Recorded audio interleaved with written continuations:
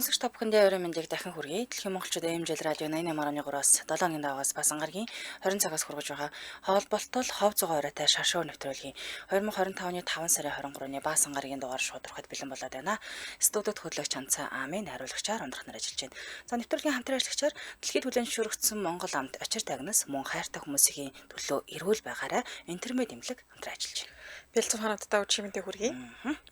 За баасан гар гэржээ. Баасан гарагч их гоё сонирхолтой шүү дээ. Олон хов бацдаг өдөр байна. Гар нь хов бацдаг өдөр лөө. Тэгэхээр ямар мэдээлэл бэлтгэсэн бэ гэдгээ товчхон дурдээ. За мэгч ямар мэдээлэл бэлтгэсэн бэ? За би түрүү 7 хоног Ким Кардашины тухай мэдээлэл хүргэх гэж байгаа дамжаагүй. За тэгээ шүүх хурал дээр юу болсон бэ гэдгийг бас хүргэе гэж бодлоо. За тэгээд Их Британий цагдаа нарт баривчлагдсан нэгэн дууч алдартай дуучин байна. За мөн Солонгос дахь тоглолтод цуцлагдсан нэгэн дуучны талаар хэлэх нь. За мөн нэг аялын влогер тагнуулын сэжигтнэр баривчлагдсан байна. Тагнуул гэж сэжиглэгдээд. За аялж бол манай үнэ сэжиглэгдсэн юм. Чи тагнуулаа угаал баривчлагдчих. Тийм байна.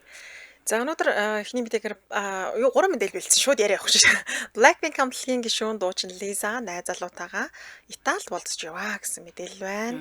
За мөн гинт 600 мянган хүнд хараалгуулж исэн жүжигчин залуугийн тухай ярина. 600 мянга шүү бүр. За ингээд сүүлийн мэдээлэл нь Солонгос одод Монголд тэгээд Солонгос руу Монгол алдарнуудын тухай товчхон мэдээлэл хүргэж бэлтгэсэн байна. Зөндөө олон хүн ирэх гээд байна уу да? Тэгээд шүү. Гал гарсан юм болоолох шиг харагдах юм. За хин эхлэх үү? За би эхлэе. За Кимийн мэдээллийг эхлээд нөргөчөө тийм ээ. За Ким Кардашинтай холбоотой шүүх хурал сая өнгөрсөн 7 хоногт болсон. Тэгээд нэг дээрэмдсэн өвөө нарын шүүх хурал дэлхийн нийтийн анхаарлын төвд байгаа даа шүү дээ тийм. Дандаа нөгөө 60-аас дээш насныхан дээрэм хийцэн байсан. За энэ дээрмийн хувьд болохоор 2016 онд гарсан. Дээрмийн хохирогчийн хувьар Парис хотод үргэлжлэж байгаа шүүх хуралд өөрөө оролцсон байлээ. Тэгэд энэ яг энэ дээрмийн хувьд нийтдээ нэг 10 сая долларын үнэт хэтгэлүүдтэй алдсан байдаг. За Францын нийгмийн анхаарлын төвд байгаа энэ шүүх хуралаар 10 сэжигтнийг шүүж байгаа. Тэгээд энд нь болохоор бүр 500 орчим хөвлөл сурвалжилж байгааг нь энэ гал гаргаж байгаа сэдв шүү дээ. За гадаа нь болохоор Кардашаныг ойроос харах гэсэн олон зуун хүн цугларсан буюу фэнүүдэн цугларсан. Шүүх хурал хамаагүй энэ бүс гүглийг амдаар нь харчээ даа гэд цугларсан байлаа. За тэгээд дээрмийн сэжигтнүүд өмнө нь хэлжсэндээ бүгд гэмт хэргийн өмнө түүхтэй юм байна. Өмнө гэмт хэрэг хийжсэндээ дээрээс нь 60-аас дээш насныхан байгаа учраас Францын хэвлэлүүд энэ хэргийг өвөө нарын гэмт хэрэг гэж нэрлээд удаж байна тийм ээ. За өнгөрсөн хугацаанд тэдний нэг нь олноос орчихсон, нэг нь эрүүл мэндийн шалтгаанаар шүүх хуралд бичлэн оролцох боломжгүй болсон буюу нас өндөр гарсан юм хүн байгаа шүү дээ. За шүүх хурал дээр юу гэж хэлсэн бэ гэсэн ингэж л манайхан. Сайн байцгаана уу? Би Ким Кардашин байна. Би бүх хүмүүст, ялангуяа Францын их баригчдад өнөөдөр надад мэдүүлэг өгч үнэ хэлэх боломж олгосонд баярлснаа илэрхийлмээр байна гэж шүүх хурлын ихэнд хэлсэн байлээ. За тэгээд яг юу болсон бэ гэдгийг өөрөө хэлсэн. Мараа мэдүүлэг өгсөн. Энэ нь болохоор 2016 оны 10 дугаар сарын 2-ноос 3-нд шилжих шөнө чичид буудлын өрөөнд нь гарсан хэргийн талаар дэлгэрэнгүй ярьсан байгаа. За тухайн үед болохоор Парисын хувцсны загварын 7 хоногийг сонирхоор гэр бүлийнхээ хамт гэр бүлийн гишүүдийн хамт ирсэн гэж би байрлаж байсан. Би Парисын хувцс загварын 7 хоногт ирээд байж исэн. Тэгсэн Парис бол үргэлж миний хамгийн хайртай хот байсан. Байсаар ч ирсэн гэж мэдүүлсэн бэлээ. Тэгээд ээж игч нарыг нь гатуур гарсан хойгуур сайн найзтайгаа хамт буудалд байх үеэр цагдаагийн дүрмд хувцастай хүмүүс гэж шүү дээ. Цагдаагийн дүрмд хувцастай хүмүүс өрөөнд орж ирсэн. За тэгээд нэг ноёнтон бүгж хэлээд гэж хэлсэн гинэ. Гэтэ аялахтаа тэрийгэл ганцхан тавтаад байсан гинэ. Өөр юм хэлээгүй. Бүгж л гэж хэлээд байсан. Тэгээд хурууга харуулхад нь би ихлэдэн сайн ойлгоогүй гинэ. Бүгж л хуруу хараалаад байсан юм байна л да.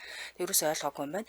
За тухайн үед нөгөө нэг Кардашин нөхөр Kanye West-ийн бэлгэлсэн 4 сая долларын үнэтэй алмаасан шигтгээтэй бүгж зүүсэн байсныг яг ингээд бүгж гэж байгаа л дээрэмдээд авцсан юм байна л да. Дараа нь дээрэмжид Кардашины хүлээд буу тулгасан гинэ. Буу тулгаад өөр үнэт хитлэлүүдийг нь өрөөнд дотор хайж эхэлсэн байна.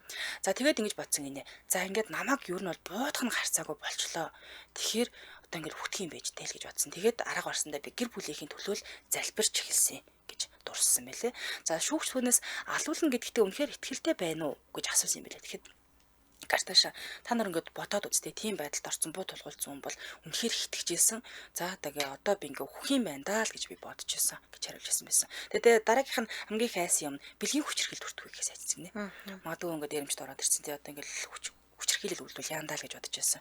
Азар айжсэн ч гэсэн дэрэмжтийн нэг нь болохоор түүний хоёр хөлийг нь хооронд нь холбоод ингээ хүлцэн байсан учраас баг зэрэг тайвширсан. За ямар ч үгсэн ч бэлгийн хүчрхийлд арайч хүртчихгүй юм байна даа л гэж бодсон гэж. Тэгээ хийсэн бүх зааврыг нь дагаад чимээгүй байвал ямар нэг байдлаар хүч хэрэглэхгүй байна гэдгийг тэдний ярианаас нь би ойлгож авсан. Тэгээд үгээр нь байхаар шийдсэн гэж ярьж байгаа. За харин сэжигтнүүдийн нэг 68 настай хөгшин Амор очоод Амор Аид Хидачи болохоор хохирож бүсгийг хүлснээ хүлээсэн байна. Хоёр хүлийн хооронд нь холбож хүлсэн. Гэхдээ би хүлхэн хүлсэн гэхдээ би дээр минь толгойлогч юм бүлгийн бол ахлагч байгаагүй гэж хэлсэн байлээ. За тэгээд эрүүл мэндийн шалтгаанаар ярих чадваргүй болсон юм байна. Учираас хийсэх хэрэгтэй харамсаж байгаа илэрхийлсэн захиаг өмгөөлөгчөөрөө дамжуулаад Кардашианд өгсөн байлээ. Уучлаарай гэдэг. Тэгээд захиаг нь болохоор нүдэндээ нулимстай Кардашиан сонссон байна. Тэгээд би уучлж байна гэж битгийцсэн бай. Ямар захиа байсан бэ? Юу гэсэн байсан бэ? Тэр юм байсан. Тэр нь бол байхгүй л ингэсэн байлаа. Хариунд нь юу гэсэн гэхээр захиаг нь уншичаад би ийм захиа бичсэнд үнэхээр талархаж байна. Би хоёр дахь боломж байдаг үргэлж итгэдэг. Босон явдлын төлөө би чамайг уучлж байна. Гэхдээ миний амьдралд үзүүлсэн нөлөө сэтгэл хөдлөл мэдрэмж айцыг энэ бол арилгахгүй гэж хариулсан байлаа. За ингээд эрэм туусныхаа дараа тэр аюулгүй байдалтай илүү их санаа зовох хосныг шүүхэд бол мэдгдсэн байлаа. Тэгээд энэ үйл явдал миний аюулгүй байх мэдрэмжийг бүрэн өөрчилсөн гэж ярьсан бүсгүй. Одоо 6 бие хамгаалагчтай амьдардаг болсноо нэмчихсэн байлээ. Хаа явсан газараа 6 хүн дагаж явдаг болсон. Тийм шүү дээ. Одоо гинттэй хайл хин чурж ирэл дээр юм тийм л дээ.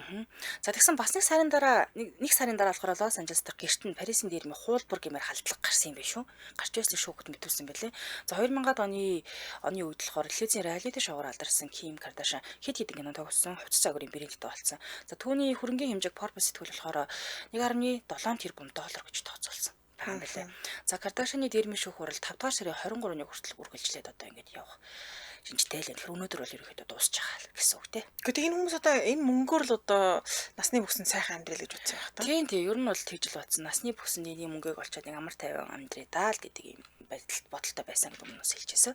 Тэгээ ядж байгаад энэ чинь маш алдартай хүн шүү дээ. Ийм алдартай хүнээс юм хулгайлчаад баригдахгүй байна гэдэг нь өөрөө бас хэцүү бах тий. Тийм эндээс болоод нөгөө нэг хүмүүс одоо юу гэдэг алдартай хүмүүс ч нөө сошиалаа хэд идэвхтэй ашиглаад би тэнд явж гин энд явж гин энэ үнэт эдэлтэй ингээд ингэхээр хаа явж байгаа зэрэг болоход их амархан байд юм байна. Тэгээ дээрээс нь юу юм байна л та.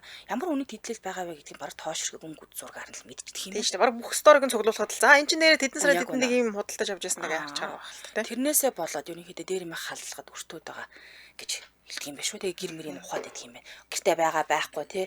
Сүүлдээ юу нэмж авсан маасан гэдэг бүгдийг мэдчихдэг юм билээ л тий. Нэг талаараа бол бас ингэж л хүмүүст алдартай болж байгаа шүү дээ. Нэг доторх юмнуудаа авсан шинэ юмнуудаа харуулгаа сахны бүтээгдэхүүнээ харуулаад нөгөө талаар тэр нь бас өөрийг нэрсэлтэлтэй болчихж байгаа шүү дээ. Эрсдэлтэй болчихж байгаа. За хамтран ажиллаж танилцуулаад өргөжлүүлье. За дэлхийд хүлээн зөвшөөрөгдсөн Монгол амт очир дагнасыг танилцуулъя. За медаль аваад ирсэн тийм ээ. Алт авсан нь болохоор бүр 9 бүтээгдэхүүн байгаа. Бясалгах, давхар утлага зуул, жуулчин давхар утлагт хяан байна, анчин хатаасан хяан байна, сармист байна, био зүгийн балтай элний нухаш авсан байна, био гахаа утсан махтай элний нухаш авсан байна.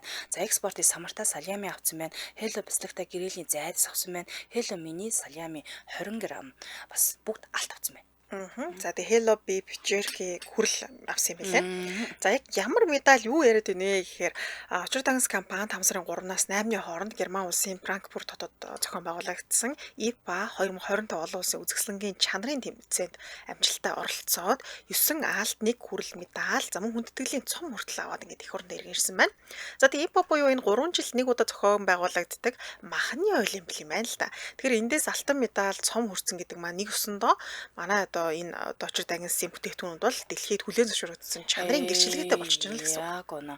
Тэгээд энэ IPA чинь 3 жил нэг удаа зохиогддог махны олимпиад хэлээд байгаа шүү дээ тийм ээ. Тэгэхээр энэ бол зөвхөн Очир дагнас компани хамт олонных биш. Монгол хамт Монгол чанарыг Монгол олон улсад хүлээн зөвшөөрөгдөж байгаа бахархалтай юм бүтээгдэхүүн ба. За махан бүтээгдэхүүний дэлхийн хамгийн нэр хүндтэй чанарын уралдаан гэждэг IPA нь махны олимп гэж нэрлэгдэх зүгээр нэг үг шиг юм бэлээ. Чанартай амттай гэдгээ дэлхийд батлан харуулах одоо цорын ганц боломж нь л гэсэн үг. Гэхдээ манайх нэр үнэхээр амттай шүү. Мундаг арай өөр. Яг одоо тэр олон улсын өөр одоо бүтээгдэхүүнийг амтлаад үзэх юм бол бас л арай өөр үт юм билээ шүү.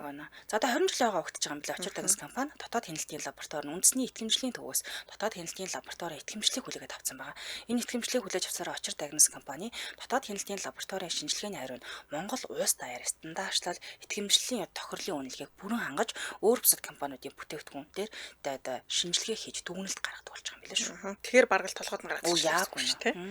За хаяг байршлын хувьд Баянзүрхт өрөг 11 дугаар хороод байрлаж байгаа худалдаж авах бол тэгээд бүх зүйл дэлгүүрүүдээр худалдаалагдаж байгаа гэсэн. Холбоот хуудасны дугаар 76 тэг 75 30 90 30 75 30 гэсэн дугаар л олготорой. Баярлалаа хамтран ажилласан дэлхийд хүлээн зөвшөөрөгдсөн Монгол амд очир тагнасайлаа. Баярлалаа. За үргэлжлүүлэн дараагийн мэдээлэлээ хүргье. Алдарт Blackpink хамтлагийн гишүүн Лиза найз залуутайгаа Италид болцож явна гэсэн байна. За 2023 оны 7 сард дуучин Лиза дэлхийн тэргүүн баячуудын нэг болох Louis Vuitton, Mohennes гэсэн одоо энэ хоёр мундаг том компани эзэн Бернар Арногийн дөрөв дэх хүү Фредерик Арнотой Парист байх нэг ресторанд хамт байгаа зурган цацагдсанаар за энэ хоёр өргөж байгаа гэсэн цуурхал анх 2023 оны 7 сард гарч ирсэн байна. За тэд анх хэзээ танилцсан бэхээр 2022 онд Фредерик Blackpink хамтлагийн тоглолтын дээр очисноор тэдний харилцаа эхэлсэн гэж таамагладаг. За Лисагийн найз залуугийн аав Бернар Арногийн хувьд хөрөнгө нь 2025 оны 4 сарын байдлаар 175 тэрбум $. Хүрсэн байгаа гэдгийг Forbes сэтгүүлээс мэдгдсэн байна. За тэгтээ би өнөөдөр хараад үзсэн чинь их сурвалжаас шалтгаалаад жаахан өөр үлээ. Тэгтээ бол 170-ыг бол давсан. За зарим нэг 158 тэрбум гэдээ янз янз бичсэн байлээ. Тэгээд Forbes-оос 2025 онд гаргасан дэлхийн баячуудын жагсаалтын 5 дугаар байранд Лисагийн 90 онд хатан маавч болж болох юм шүү дээ, тийм. Жагсаж байгаа юм байна. Тэгэхээр дэлхийд бол ингээд баянаараа 5-т жагсдаг байна шүү дээ. Өөрөө ч баян хүн дээ. Өөрөө ч баян хүн шүү дээ, тийм. За тэгээд үүнээс хойш тэд Франц, Америкийн нэгдсэн улс, Итали гэх мэтчлэн олон газарт хамт яваа зураг цацагдсан. За тэгээд нөө үерхлийн мэдээлэл нь тасралтгүй л гарсаар байгаа. За 2025 онд Лиса Coachella үзүүлбэр үзүүлсэн шүү дээ. Тэр үзүүлбэр дээр ч гэсэндээ найзлуулах Фредерик очиж найз сүгээ дэмжсэн байдаг. За мөн Лисагийн гаргасан Moonlit Floor гэдэг дууны үгэн дээр ногоонуудтай Франц залуу гэдэг хэсэг нь за фэнүүд нь энэ бол найзлуудаа зориулсан дуу юм байна гэж бас хардж байсан. Байж болох юм. Тэгэхээр Фредерик өөрөө ногоонуудтай байхгүй Франц шүү дээ. Тэр Франц гэрчлээ. Гэхдээ хоёр талаас үерхлээ албан ёсоор батлааг. Одоо би яг ингээд найзлуун гэж хэлэх ч гэсэн жоох өрөөсгөлтөө. Яг тэр Лиса гарч яад миний найзлуу байгаамаа гэдэг ч юм уу. Эсвэл entertainment-аас нь албан ёсоор зарласан зүйл байхгүй байгаа.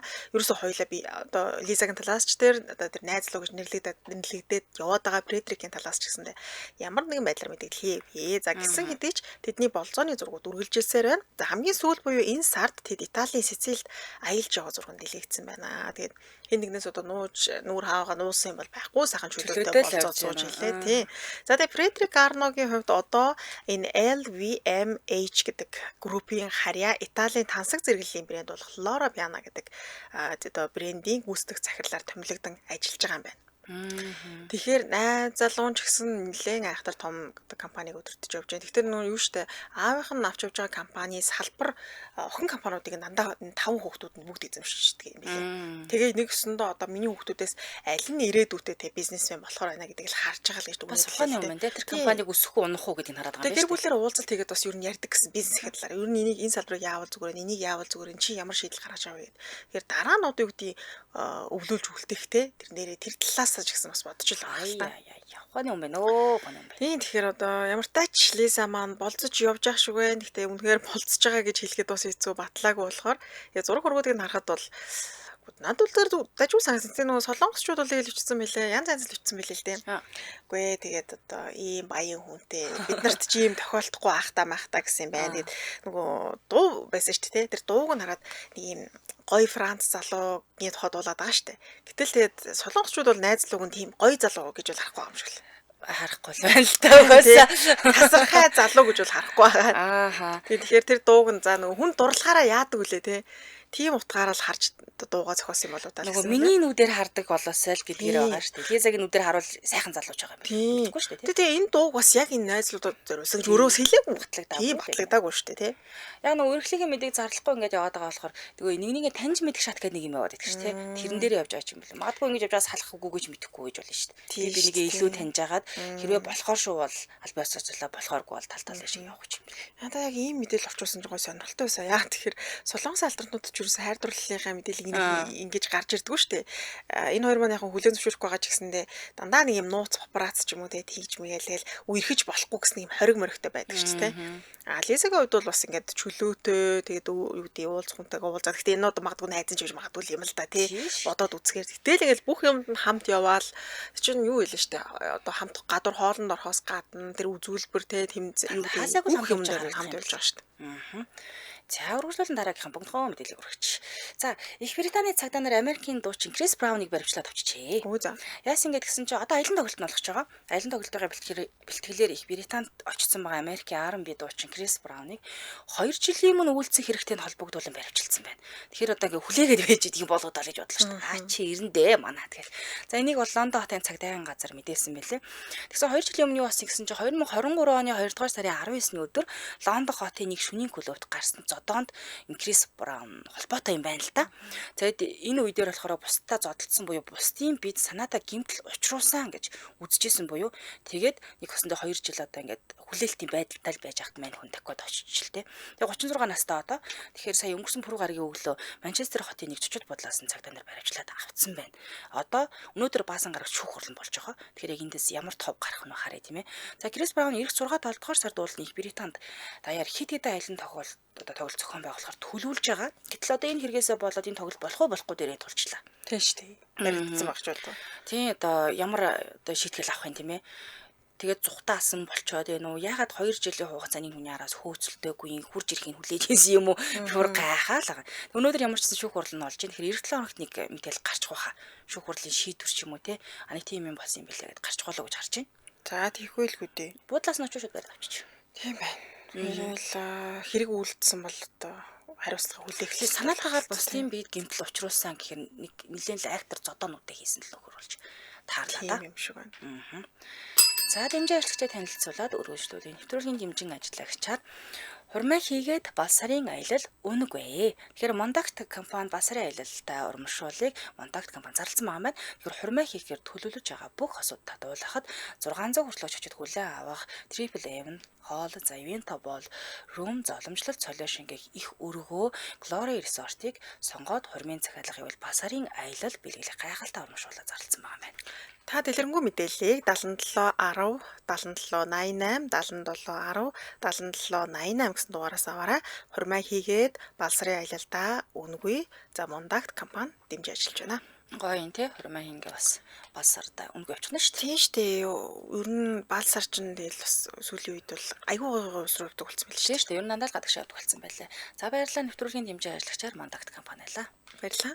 За үргэлжлүүлэн дараагийн мэдээлэл хүргэе. Гинтхэн 600 мянган хүнд хараалгуулж исэн жүжигчин залуу байна.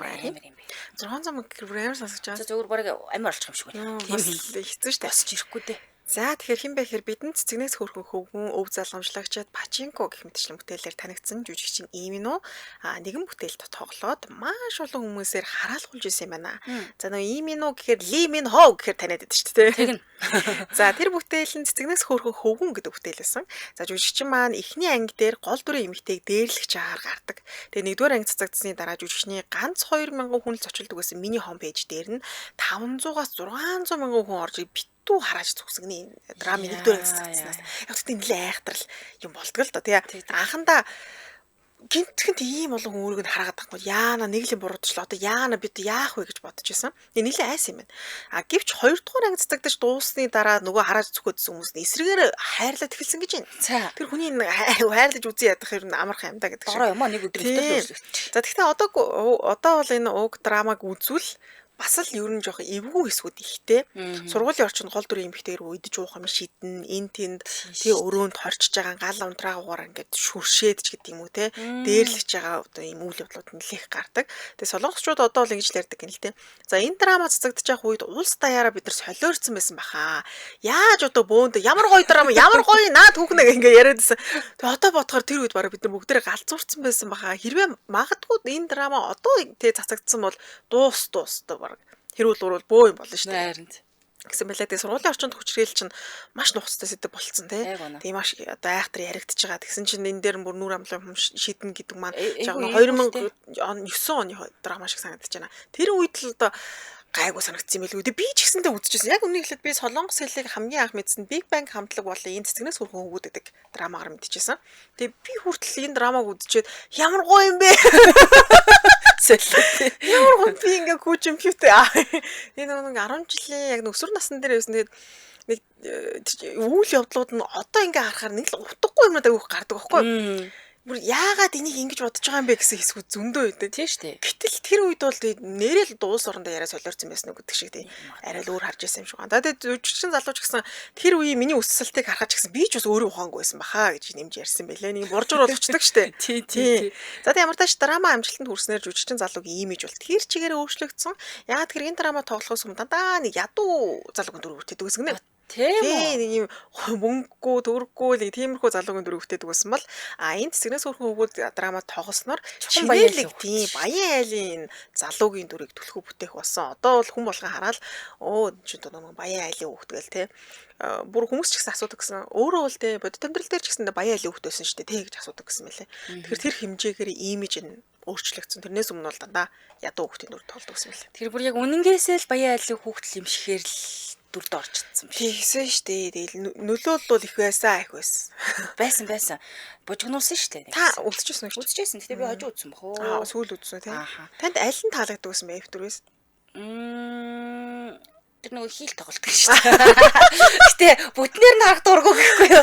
Яаж эндээс нь дээш анхаарах юм. Арай л гитрхийн арайхан өмдтэй. Бүр ингээд яг эртөөд шиг юм өмднүүд өмсөд ингээ яваад идэг болохоор. Хийл тоглолтог гэж нөгөө шаргал устдаг нэмж шүү дээ.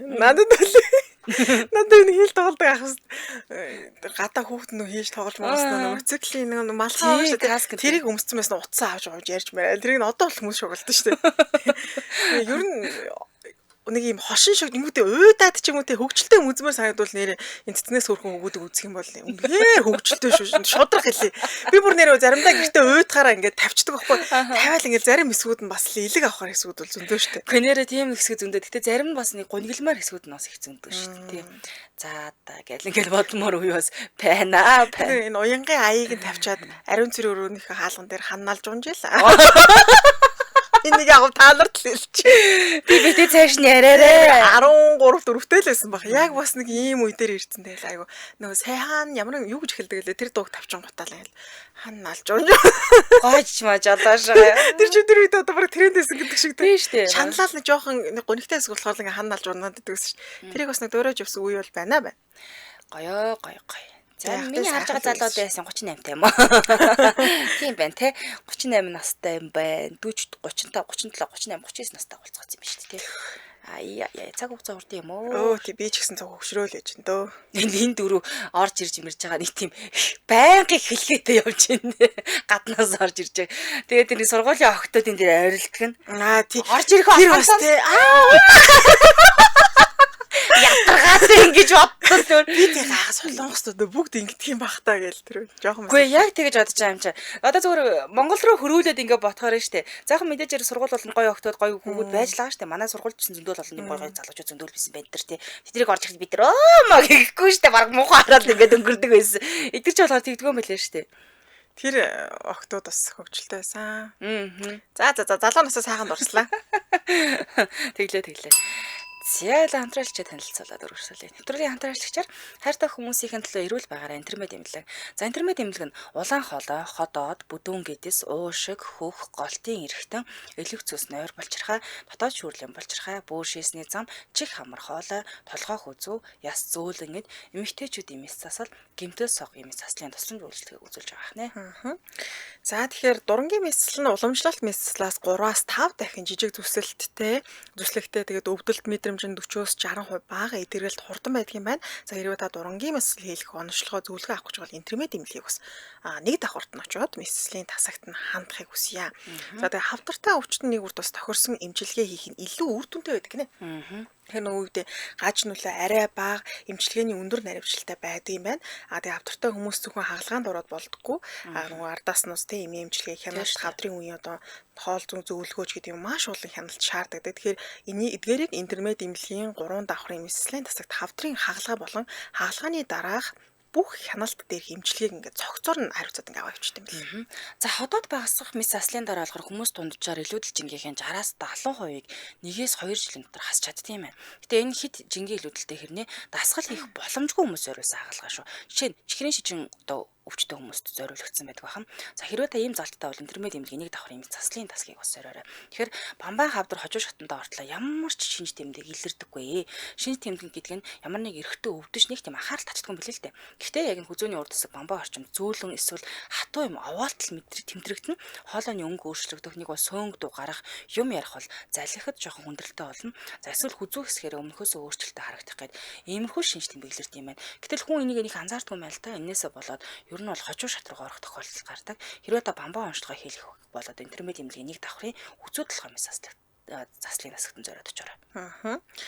За тэгээ гэмтлийн дараа 72 цагийн гэмтлийн дараа те 72 цагийн дотор зөв арга хэмжээ авах нь одоо эрсдлийг юу гэдэг эдгэрэлтэнд бол ингээд шууд нөлөөлөө явуулдаг. Тиймээс мэрэгжлийн эмч байгууллагад шууд хандах шаардлагатай байдаг. Тоохгүй яваад гэж байгаа манайх бас болохоо очдөг шүү дээ тийм. Интермед эмнэлгийн гэмтлийн тасаг нэг давхрын яарлаа тусламжийн тасагт 24 цагаараас ажилтдаг юм байлээ. Тэгэхээр магадгүй нөө 24 цаг гэхээр шүн дунд ч үгүй юм аюул бас боллоо гэхэд ийшээгээ очиод бас яарлаа тусламж авчиж боломжтой гэсэн үг. За нэг юм хэлчихэ. Ингээд гинэ болчих хүмүүс яс гимт үед чанга дуу чимээ гардаг гэж шүү дээ. Хүмүүс ганцхан яс хугарахад л юм чимээ гардыг болоо гэж боддог. Гэтэл болчин хүмүүс гимтэх тасрах үед маш их юм чанга яс хугарч байгаа юм шиг чимээ гардаг гинэ.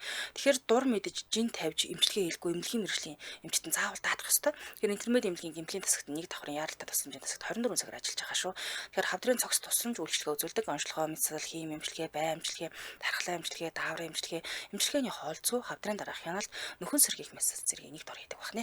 Тэгээ яг эдгээр одоо хавдрын цогц тусламж үйлчлэг үзүүлдэг л гэсэн.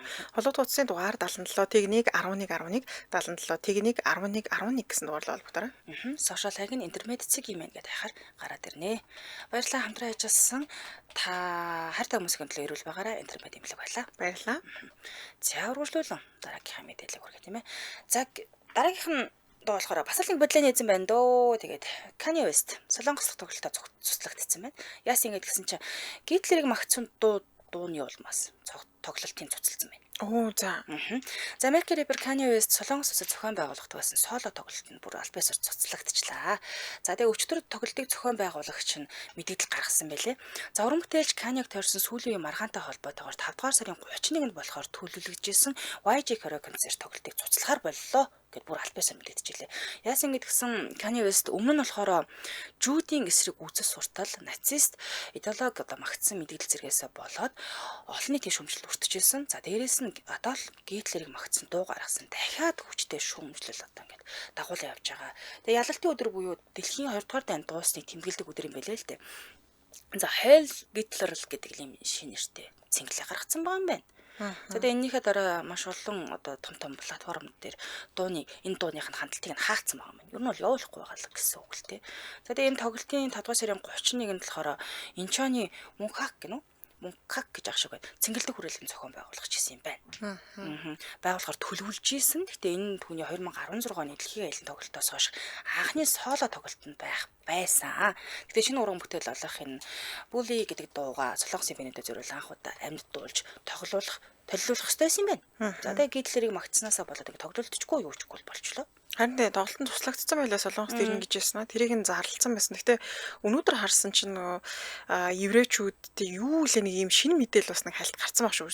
Ер нь байсаж байгаа нэг юм сошиалтай аягүй итгэвтэй юм шиг үлээ. Твиттер дээр ч гэсэн өөрийн үзэл бодлоо ингээд байнга оруулдаг. Тэгээ тэр нь ч гэсэн юу гэдэг тогтвортой биш гэх юм уу? Одоо жишээл би өнөөдөр нэг юм бодоод тэрийг ярьлаа гэхэд маргааш нь өөрчлөгдчихдөг. Эсвэл 20 минутын дараа минь явдал дахиад өөрчлөгдчих гэдэг юм уу? Тэр талаасаа солонгосчуудын бичиж байгаа сэтгэлдлүүдийг харсан чинь ер нь жоохон сэтгэл зүй талаасаа нэг өөрийгөө үзүүлэх ч юм уу те. Имчилгээний тиймэрхүү зүйлд орох шаардлагатай юм шүү. Тэгвэл арай л хувьсаад байна гэл тэгэл.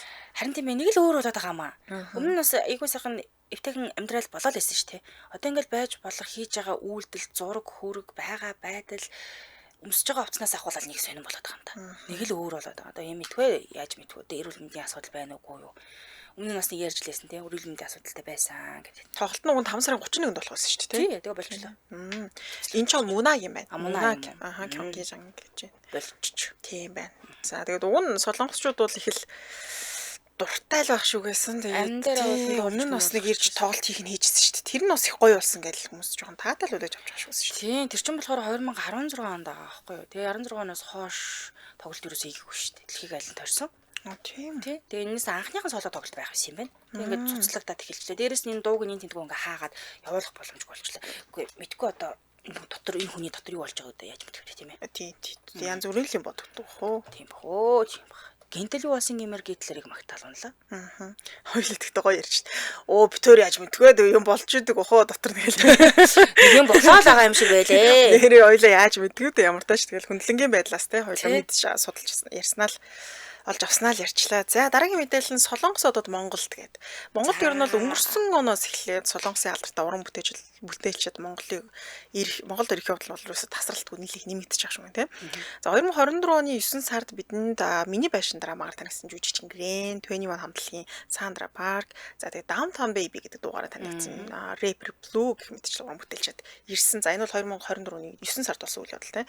За үүний дараа энэ оны 2 сарын 15-нд буюу Валентины баярын маргааш Мамамо хамтлагийн гишүүн Хуаса, за мөн рэпер Кисон нар ирсэн. За одоо эх 6 сарын 21-нд төв цэнгэлдэх хүрээлэнд Big Bang хамтлагийн Таян, за өнгөрөгч 4 сард Хурмаа Эйсэн дуучин Эйли нар ирэх юм байна. Тэгэхээр маш том бас уран бүтээлчид Монголд маань ирдэг болж байна шүү дээ. За тэгсэн өнөөдөр 333 Entertainment 333 Entertainment-аас 7 сарын 11-ний өдөр дуучин рэпер Jesse болон рэпер Camo нар ирэх гэж байгаа дах мэдээллийг өнөөдөр зарласан байна. За тэгэхээр наадмаар бол нөө Jesse маань ирж үзүүлбэр те тоглолтоо толилуулах нь. Тэгээд Jesse-тэй холбоотой бас нэг жоохон мэдээлэл бэлдсэн. Өнгөрсөн онд насан туршаагүй пен дуучин бүсгүүдэд зураг авахулах гэж очсон чинь танил нь хүчирхээлэл үйлцэнтэй холбогтой бас нэг юм маргаан тийм. Тэгээд нэр хүнд нь баггүй унтсан байсан. Тэгээд би ч одоо 2024 оны 10 сарын 18-ны мэдээгээр та бүхэнд нэвтрүүлгээр хүргэж ирсэн юм энэ талаарх мэдээллийг. За уг нь дуучин бүсгүй хүчирхээлэл өөрөө бол үүлдээгүй. Тэгээд хүмүүс уг зодоо дуучин бүсгүйгээс үүдэлтэй гэж үзэж байгаа. Яа тэгэхээр хамгийн анх тэр насан туршаагүй хүүхэд дуучин бүсгүүтэй зураг авах гэж ирсэн. Тэгтэн боломжгүй гэд хэлсэн чинь тэр өдөр л уулзсан залуу гэж байхгүй. Тэр өдөр л нэг хальт ингээд харсан залуу тэр хүүхдийг очиж шууд толгой төрхөн цохоод ингээд гимтээ эдийн тодорхой хэмжээний гимтэл үүсгэсэн гэх юм уу. Тэгээд үүнээс үүдэлтэйгээр Jesse тэнд одоо хэргийн газарт байсан. Тэгээ хэрэг юунес болж гэсэн зураг авах болж гэсэн. Яг зөв. Тэгээ дараа нь ямар нэгэн одоо арга хэмжээ аваагүй тий хохирогчод тусалж болох байсан. Ямар ч тийм зүйл хийгээгүй тэр солонгосчууд бухимдаад их шүүмжилсэн.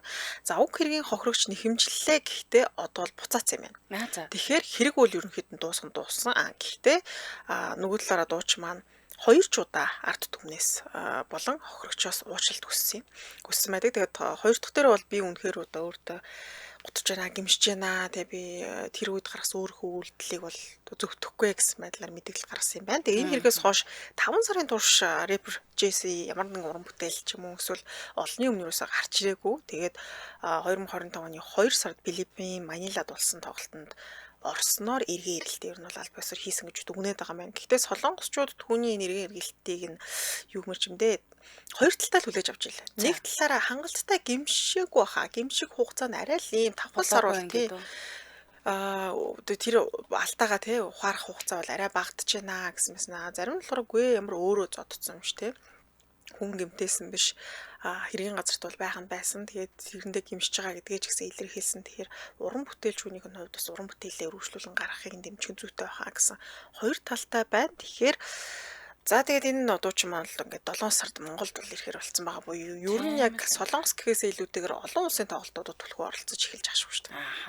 Тэгтээ одоо ер нь нэрээ уран бүтээлч хүний хувьд бол Солонгосын зах зээлээс арчигдах гэж амархан болчиход байна шүү дээ. Ер нь уран бүтээлээ тууштай ихгүй бол мартчихдаг юм билээ шүү дээ. Араас нь шин залуу хүмүүс төрж гарч ирээд тэгэхээр хийжсэн зөвч юм шиг одоо тэгээд шийдэгдсэн бол ямаа. Санд гой комент унссан. Номын эрдэ бичсэн байна. Оройн минь өнөөдөр Алтартгийн 2 дугаар одонгаа хүлээж авлаа. Баяр хүргье. Баяр хүргье. За тэгээ өнөөдөр мөн ер нь өнөөдөр гэлтгүй те ойрын хугацаанд Алтартгийн одонгаа хүлээж авч байгаа Монголынхаа бүх сайхан ээжүүдтэй бас баяр хүргье. Бүгд нь баяр хүргье. Өнөөдөр нөгөө йогадо явчаад талбайн дээр явцаа суужсэн чи өстой гоё янз бүрийн дээлтэй хүмүүс явж байна. Ямар ч гоё юм зүгээр. Тэгээ нөгөө хонхны баярууд бас зэрэгцээд болж байгаа. Цаад бол үргэлжлэл дараагийн мэдээлэл үргээд нэвтрүүлгээ өндөрлөө. За, энэ болохоор аялын влогер ахгүй юу? Тэгсэн чинь тагнуул гээд баримтлагдчихжээ. Энэтхэгийн инфлюенсер аялын влогер GOT Малхотра гэдэг юм бүсгүй юм билээ.